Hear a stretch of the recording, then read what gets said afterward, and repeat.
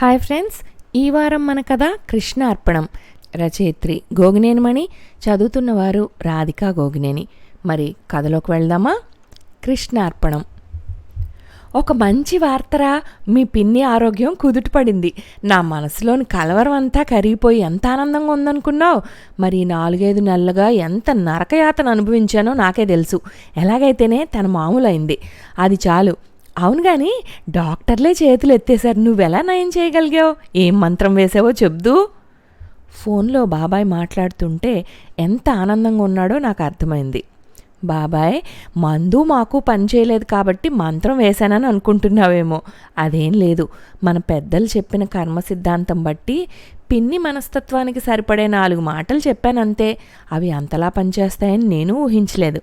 మన పెద్దలు చెప్పిన కర్మ సిద్ధాంతంలో మనల్ని మంచి దారిలో నడిపించే ప్రయత్నంతో పాటు గొప్ప ఆశావాదము ఉందని నాకు ఇప్పుడే బాగా అర్థమైంది. తర్వాత మళ్ళీ తిరిగ్గా మాట్లాడతా బాబాయ్. ముందుగా అమ్మకు కూడా ఈ వార్త చెప్పాలిగా అంటూ ఫోన్ పెట్టేశాను. ఈ వార్త విని అమ్మ కూడా విభ్రాంతికి లోనైంది.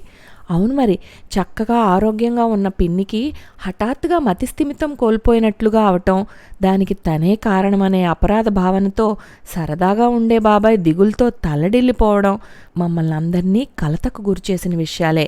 మునుపుట్లా ఆరోగ్యంగా పిన్ని మారిందనే వార్త విన్నాక అమ్మ కూడా ఫోన్ చేసి పిన్నితో మాట్లాడి చాలా సంతోషించింది. ఇంతకీ అసలు విషయం ఏమిటంటే, కొన్నేళ్ల క్రితం మా తాతయ్య పల్లెలో ఉన్న పాత ఇంటిని అమ్మి తన 3 కూతుళ్లకు ఆ డబ్బును సమానంగా పంచి ఇచ్చేశాడు. మా పెద్దమ్మ ఆ ఊళ్ళోనే ఉంటుంది కాబట్టి వెంటనే వాళ్లకు ఉన్న జాగాలో ఒక డాబా ఇల్లు కట్టించేసుకుంది. మా అమ్మ కూడా ఆ డబ్బుతో మేమిప్పుడు ఉంటున్న ఊళ్ళోనే ఒక స్థలం నాన్నతో కొనిపించింది. దానికి బాగా రేటు పెరిగింది. పిన్ని వాళ్ళు మాత్రం ఏం చేయాలా అనే ఆలోచనలో ఉండగానే బాబాయ్ స్నేహితుడు ఒకరికి అవసరం పట్టడంతో ఆయనకి అప్పట్లో అప్పుగా ఇచ్చారు. అవసరానికి ఆత్మీయుడికి సాయం చేసినట్లు ఉంటుంది. ఆ పైన వడ్డీతో కలిపి వచ్చే డబ్బుతో ఏం చేయాలా అని ఆలోచించుకునే వ్యవధి ఉంటుంది కదా అనుకున్నారు. ఎందుకంటే వాళ్ళకి అప్పటికే ఒక సొంతిల్లుంది. 2 కొడుకులు కాబట్టి ఇంకో చోట స్థలం కొని ఉంచి తర్వాత వీళ్ళని బట్టి ఇల్లు కట్టటమా లేక ఉంటున్న ఇంటిపైనే ఇంకొక పోర్షన్ వేయడమా అనే సందిగ్ధం కూడా ఉంది. మరి ఇక్కడ బాబాయ్ గురించి ఓ 2 మాటలు చెప్పుకోవాలి. సరదా అనే పదానికి పట్టుపంచి కట్టినట్లుగా ఉంటాడనేది నా అభిప్రాయం. ఎంత విరక్తిలో ఉన్నవాళ్ళైనా సరే బాబాయ్తో 10 నిమిషాలు మాట్లాడితే జీవితం పట్ల వాళ్లకున్న విరక్తి ఆవిరైపోయి అనురక్తి అంకురించడం ఖాయం. ఇంకొక మాట ఏమిటంటే, బంధువులు ఆత్మీయులైన స్నేహితుల పట్ల బాబాయ్ చూపించే ఆదరణ, అభిమానంగా పలకరించే తీరు ప్రత్యేకంగా ఉంటాయి. ఎవరికి వాళ్ళం మేమంతా నా పట్ల బాబాయ్కి ప్రత్యేకమైన అభిమానం అని ఆనందించేవాళ్ళం. అంటే పిల్లలమని మమ్మల్ని చిన్నచూపు చూడకుండా మా ఇష్టాలకి మాటలకి కూడా చాలా విలువ ఇచ్చి ఆదరణ చూపించగలగటం బాబాయ్ ప్రత్యేకత. పిన్ని కూడా బాబాయ్కి తగ్గదే. ఇంటికి ఎవరం వెళ్ళినా బాబాయ్ ఏవో రకాలు చేయమని పిన్నికి పురమాయిస్తుంటే, మేమేమి కొత్త వాళ్ళం కాదుగా బాబాయ్, ఎప్పుడు వచ్చేవాళ్ళమే కదా, పిన్నిని ఎందుకు ఇబ్బంది పెట్టడం స్పెషల్స్ చేయమని అని అంటే పిన్ని నవ్వుతూ, ఇలా ఎప్పుడైనా మీలాంటి వాళ్ళు వచ్చినప్పుడే మీ బాబాయ్ కూడా మర్యాదల పేరుతో తన కోరికలన్నీ నెరవేర్చుకుంటారు. ఆ తర్వాత ఎప్పుడు తనకిది కావాలని అడగనే అడగరు తెలుసా అనేది. అలా హుషారుకి మారుపేరుగా ఉండే బాబాయ్ మూర్తీభవించిన నీరసంలా మారిపోవడానికి కారణం పిన్ని అనారోగ్యమే. దానికి తనే కారణమనే అపరాధ భావన ఆయన్ను మరింత కృంగదీసింది. నిజానికి ఈ కథలో కొత్తదనమేం లేదు, సాధారణంగా జరిగేదే. అప్పు ఇవ్వడం అంటే ముప్పు కొని తెచ్చుకోవటమేననే విషయం పిన్ని బాబాయ్లిద్దరికీ అనుభవం మీద అర్థమయ్యేసరికి అనర్థం జరిగిపోయింది. అదే కొత్త మలుపు. ఆత్మీయుల అవసరానికి తన దగ్గర లేకపోయినా సరే మరొకరి దగ్గర నుండి తీసుకుని అయినా అప్పు ఇవ్వడం ఓ బాధ్యతగా భావించే బలహీనత ఉంది బాబాయ్కి. అలాంటి పనులకు అభ్యంతరం చెప్పకుండా ఆనందంగా అంగీకరించడం పిన్నికి అలవాటు. రామలింగయ్య అనే వ్యాపారవేత్తకు వచ్చి పడిన అవసరానికి పిన్నికి పుట్టింటి నుండి వచ్చిన డబ్బును అప్పుగా ఇవ్వడానికి బాబాయ్ తటపటాయిస్తుంటే పిన్నే పర్వాలేదంటూ ప్రోత్సహించిందట. బాబాయ్కి ఆయన స్నేహితుడు మాత్రమే కాదు, పేరు పొందిన ధనవంతుడిగా గౌరవం, గుర్తింపు ఉన్నాయి కూడా. అందుకే ఆయన దగ్గర నుండి అప్పుగా తాము ఇచ్చిన మొత్తం ఇబ్బడి ముబ్బడిగా మారి వడ్డీతో సహా వస్తుందే గాని వసూలు కాదేమోననే అనుమానం ఆవగింజంత కూడా లేదు. పైగా అంతటి గొప్ప ఆయనకు సహాయం చేయగలిగామని ఆనందించారు కూడా. అందుకే చాలా నాళ్ళు ఆయనంతట ఆయనే ఇచ్చే సమయం కోసం వేచి చూశారు. డబ్బు రూపేణా కాకపోయినా ఖరీదైన ఇంటి స్థలంగానో మరొక విధంగానో రాబట్టుకోవచ్చనే ధీమా పిన్నిని ఆశగా ఎదురుచూసేలా చేసింది. అయితే పెద్దమ్మలిద్దరూ అమ్మమ్మ వాళ్ళు అనుభవం కొద్దీ పిన్నిని మందలించడం మొదలు పెట్టడంతో బాబాయ్ దగ్గర పిన్ని తన ప్రతాపం చూపించసాగింది. దాంతో బాబాయ్ కూడా ఆ పెద్ద మనిషిని అప్పు వసూలు చేసుకునే దర్పంతో కాకుండా తనని కుటుంబ సభ్యులు వేధింపు నుండి బయటపడేయమని ఆ రామలింగయ్యను ప్రాధేయపడటం మొదలుపెట్టాడు. ఆయన అదిగో ఇదిగో అని కాలయాపన చేస్తుంటే అప్పుడు వాళ్ళకి ఆయన ఇవ్వలేకపోవటం కాదు, ఇవ్వాలనుకోవటం లేదనే విషయం బోధపడింది.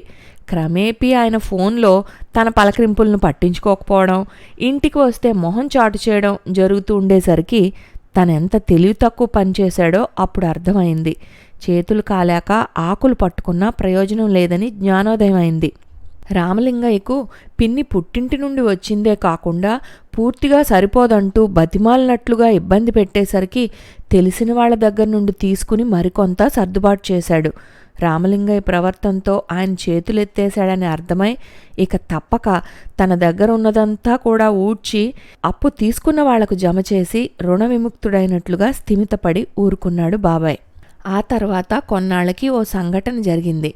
తాడిని తన్నేవాడుంటే అతని తలను తన్నేవాడు మరొకడు ఉంటాడనే సామెతలా రామలింగయ్యకు సటగోపం పెట్టడానికి ఒకడు ప్రయత్నిస్తే తెలివిగా రామలింగయ్య కుటుంబ సభ్యులతో సహా ఆయన ఇంటి ముందు ధర్నాకు కూర్చుని ఆ రోజు సాయంకాలానికే అతని దగ్గర నుండి తనకు రావాల్సిన బాకీని రాబట్టుకోగలిగాడనే వార్తను టీవీలో ప్రసారం చేస్తూ పదే పదే ఆ దృశ్యాల్ని కూడా చూపించడం జరిగింది.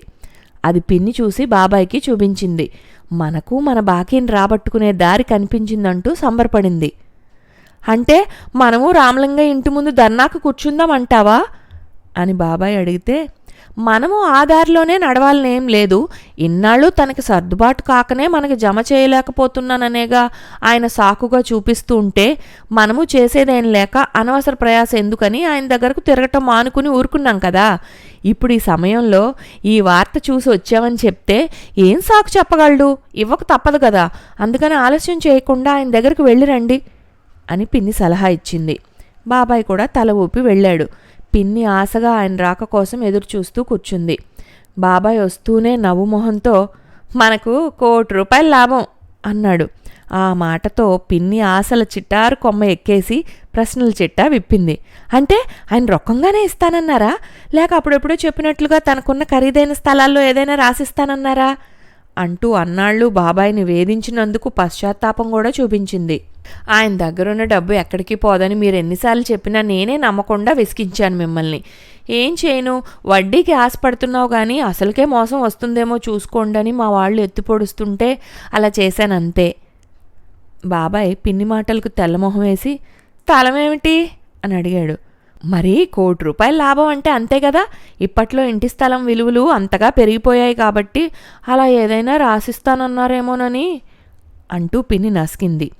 అప్పుడు బాబాయ్ జరిగిన సంగతిని వివరించాడు. రామలింగయ్య కొడుకు వాళ్ళకు అంది వచ్చిన డబ్బుతో సినిమా హాల్ కట్టాలనే ఆలోచనలో ఉన్నాడట. కొంత కొరవడింది. దాన్ని మనం ఉంటున్న ఇల్లు తనఖా పెట్టి సర్దుబాటు చేస్తే అంతా కలిపి కొన్నాళ్ళలో జమ చేసేస్తామని ఎంత అనునయంగా చెప్పినా నేను మెత్తబడకుండా గట్టిగా వీలు కాదని చెప్పి చక్కా వచ్చేశాను. నిజంగా ఆయన మాటలు నమ్మి తెలివి తక్కువగా ఇది కూడా అమ్మి ఆయనకి ఇచ్చుంటే మనమే ఆ అప్పు కూడా తీర్చాల్సి వచ్చేదిగా. మనం ఉంటున్న ఇల్లు పెరిగిన ధరలను బట్టి ₹1,00,00,000 విలువ ఉంటుందిగా. తెలివిగా ఆయన ఉచ్చులో పడకుండా తప్పించుకున్నాను కాబట్టి ఇది మనకు లాభమే కదా అని నా ఉద్దేశం. దాంతో విషయం ఏమిటో అర్థమయ్యేసరికి పిన్ని చిటారు కొమ్మ నుండి క్రిందకు జారి పడింది. నడుం విరిగిపడినట్లుగా ఆశలన్నీ ఆవిరయ్యేసరికి మనసు పట్టు తప్పింది. మతిస్థిమితం కోల్పోయిన దానిలా అప్పట్నుండి అదే ధ్యాసలో ఉంటూ ఎవరితో మాట్లాడినా ఇంట్లో వాళ్ళైనా బయట వాళ్ళైనా సరే ఆ అప్పు గురించిన ప్రస్తావనే. అది నయం చేయగలిగే వ్యాధి కాదని ఎన్నో రకాల మందులు వాడాక డాక్టర్లు తేల్చేశారు. ఏదో ఇంత తిని పడుకునే ఉంటుంది, అదే చాలనుకుని ఇంట్లో వాళ్ళు కనిపెట్టుకుని చూస్తున్నారు. ఇది సంగతి. నేను 10 రోజుల క్రితం ఆఫీస్ పని మీద విజయవాడ వెళ్తూ ఉంటే అమ్మ పిన్ని వాళ్ళని కూడా చూసిరారా అని చెప్పడంతో ఒకరోజు వీలు చూసుకుని వెళ్ళాను. పిన్ని అదే ధోరణిలో ఉంది. ఉపదేశం చేస్తున్నట్లుగా ఎన్నో సంగతులు చెప్పింది. అయితే అన్నీ డబ్బు అప్పు ఇవ్వడం గురించే. పెద్దవాళ్ళు చెప్పిన మాటల్ని కొట్టిపారేయకూడదురా అబ్బాయి. అంత్యనిష్ఠూరం కంటే ఆది నిష్ఠూరమే మేలని ఎందుకు చెప్పారనుకున్నావు? ఇదిగో మీ బాబాయ్ స్నేహితుడు లాంటి వాళ్ళు ఉంటారనే గదు. మునుపుటి రోజుల్లో అయితే అప్పు తీర్చకపోతే మరుజన్మలో అయినా వాళ్ళింటి కుక్కగా పుట్టి అయినా తీర్చాల్సి వస్తుందని నమ్మేవాళ్ళు. అలాంటి సత్యకాలమా ఇది? సాయం చేసిన వాళ్ళని మోసం చేసి సంపాదించడమే తెలివితేటలుగా లెక్కించబడుతున్న మాయదారి మనుషుల రాజ్యం కదా. ఇది తెలుసుకోకపోవటం మన తప్పేగా. అలాంటి తప్పు పని ఎప్పుడు చేయకు సుమా అంటూ చివర్లో హెచ్చరించింది కూడా. ఏం మాట్లాడాలో తోచక దిగులుగా చూస్తూ ఉండిపోయాను. బాబాయ్ నాతో గేటు దగ్గరకు వచ్చినప్పుడు ఓ మాట అన్నాడు. నేనేదో ఓదార్పుగా కొంచెం హాస్యంగా చెప్పిన కబురు వికటించి ఆవిడ మనసుకు స్థిమితం లేకుండా చేసింది. ఆర్థిక నష్టాన్ని ఎలాగో భరించాను గాని మీ పిన్ని ఇలాంటి మానసిక అనారోగ్యంతో బాధపడుతుంటే నేను చేసిన పనేగా అని కుమిలిపోవటం తప్ప ఏమీ చేయలేకపోతున్నాను రా. ఆ తర్వాత 2 రోజులకే కాబోలు ఆఫీస్ పని చూస్తున్నప్పుడు ఎవరో ఒక ఆయన గాలికి ఎగిరిపోయిన పేలాల్ని కృష్ణార్పణం అనుకోవటమే అని ఇంకెవరితోనో అనటం నేను విన్నాను. అప్పుడే చటుక్కున నాకు ఆలోచన వచ్చింది. అవును నిజమేగా, ఆ సామెతలో ఎంత అర్థం ఉంది. జరిగిన నష్టానికి బాధపడకుండా భగవంతునికే అర్పణం చేసేస్తే పుణ్యం దక్కుతుందనే భరోసాతో ఓదార్పు పొందటం. ఆలోచిస్తుంటే అదే కరెక్ట్ అనిపించింది. ఆ రోజు సాయంకాలం మళ్ళీ పిన్ని దగ్గరకు వెళ్ళాను. మళ్ళీ అంతా అదే సంభాషణ. ఈసారి మాత్రం బాధపడుతూ మౌనంగా ఉండకుండా నేను ఓ 2 మాటలు చెప్పాను. స్నేహితుల అవసరాలకు ఆదుకోవటం తన బాధ్యతని బాబాయ్ అనుకున్నాడు. 2 సార్లు రేగుపళ్ళు ఇచ్చి మన దగ్గరున్న గుమ్మడికాయనే లాక్కుని తెలివైన పని చేశానని సమర్థించుకుంటారు కొందరు అవకాశవాదులు. అలాంటి వాళ్ళని నమ్మి మోసపోవటం మన పొరపాటే కానీ తప్పు కాదు కదా పిన్ని. నిన్న నేను ఆఫీస్ నుండి వెళ్తూ మధ్యలో రామలింగయ్య గారిని చూశాను. ఆయనేమీ గొప్పవాడైపోలేదు. ఆయన ఆర్థిక పరిస్థితి బాగా దిగజారిపోయింది. కర్మఫలం అనేది ఒకటి ఉంటుంది పిన్ని. ఎవరమైనా అనుభవించక తప్పదేమో. మీరు మంచి మనసుతో చేసిన మేలు ఊరికే పోదు. మంచికి మంచి చెడుకి చెడు తప్పదని మన పెద్దలు చెప్పిన కర్మ సిద్ధాంతం అర్థం ఇదే కదా. అందుకనే ఆయన పరిస్థితి అలా అయింది.